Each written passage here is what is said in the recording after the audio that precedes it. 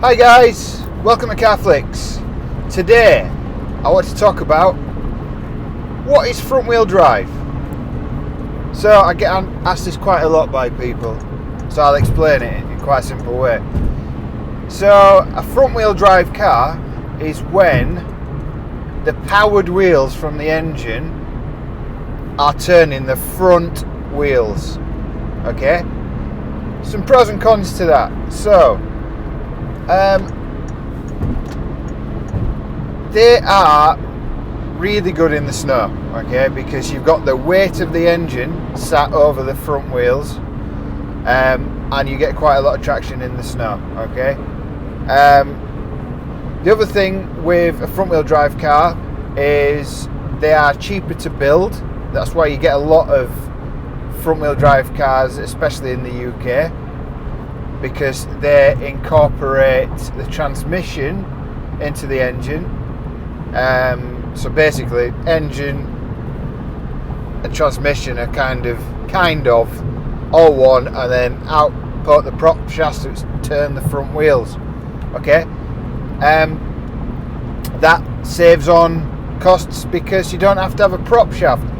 Prop shaft obviously sends power to the rear wheels, so money saving. Another advantage of front wheel drive cars, it gives you more space in the cabin because you haven't got a long transmission tunnel going all the way back to the back of the car, so the back seat passengers get a lot more space. The other pros of a front wheel drive car is they are slightly lighter weight because obviously you're not having to have the long transmission, etc, etc. Not much, but still a weight saving. Now the cons of a front wheel drive car. So you're asking the front wheels to do two things. You're asking the front wheels to turn as well as deliver power. And what can happen is this thing called understeer. I will go into this in a little bit more detail, understeer, in another video. But it's basically where if you overwhelm the front wheels with turning and applying power at the same time, what will happen is the car will begin to skid in a forwards kind of straight on motion, okay? And you can get this in a lot of hot hatches. If you push the limit, they will start to understeer. I mean, the rule of thumb years ago used to be if you have 220 horsepower, that is your absolute limit of a front wheel drive car.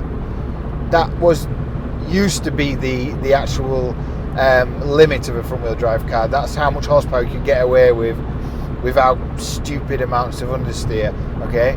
But over the last 10 years, there's been massive developments. I think, was it the Ford Focus? It might have been longer ago, I think. Yeah, I think it was the Mark 1 Focus. They did a Mark 1 Focus RS. That was it. And you're talking probably 13, 14 years ago. They developed this thing called a Renault knuckle. And what it did was it would, as you kind of, when you tilt your full lock on your front wheel drive car, what you'll find is the camber will change, so it will go on the edge of the tyre like that, and so you're only getting the edge of tyre grip on the limit. So what the Renault, I can't pronounce it right, I think it's Renault knuckle that Ford developed, it would kind of bring the tyre back to full contact with the road, so you would get a lot more grip, and you would also get eliminate a lot of that understeer. The other thing, which has been around for years, which you can use on a front wheel drive car, is a limited slip differential. I'll probably do another video on that, but basically what a limited slip differential does is it transfers the power from one of the spinning wheels to another spinning wheel, to the other side of the transmission. So if you're going into a corner, rather than just one inside wheel spin, because obviously that wheel is having to turn more than the outer wheel, then it would transfer the power to the non-spinning wheel, if that makes sense. If you're turning left round a corner, your left wheel is turning more than your right hand wheel, because it's doing more of a turn, if that makes sense.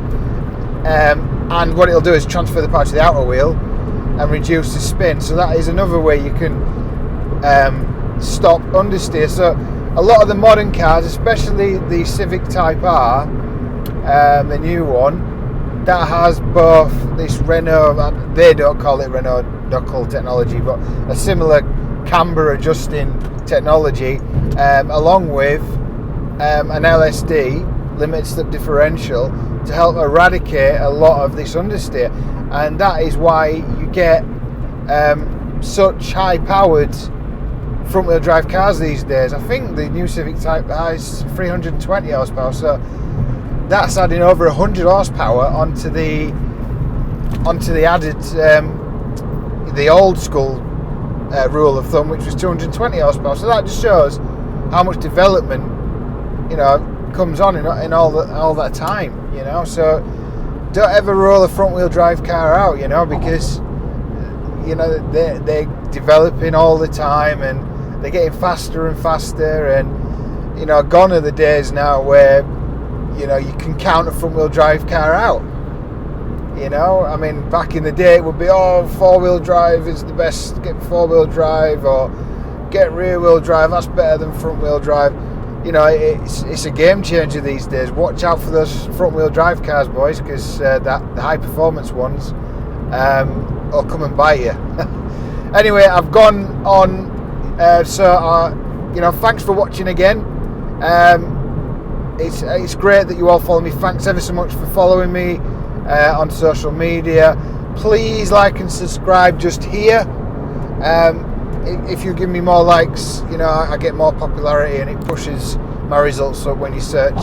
So I'd really appreciate that. So thanks ever so much for watching, and I will see you on the next video. Have a great day. See you later. Bye bye.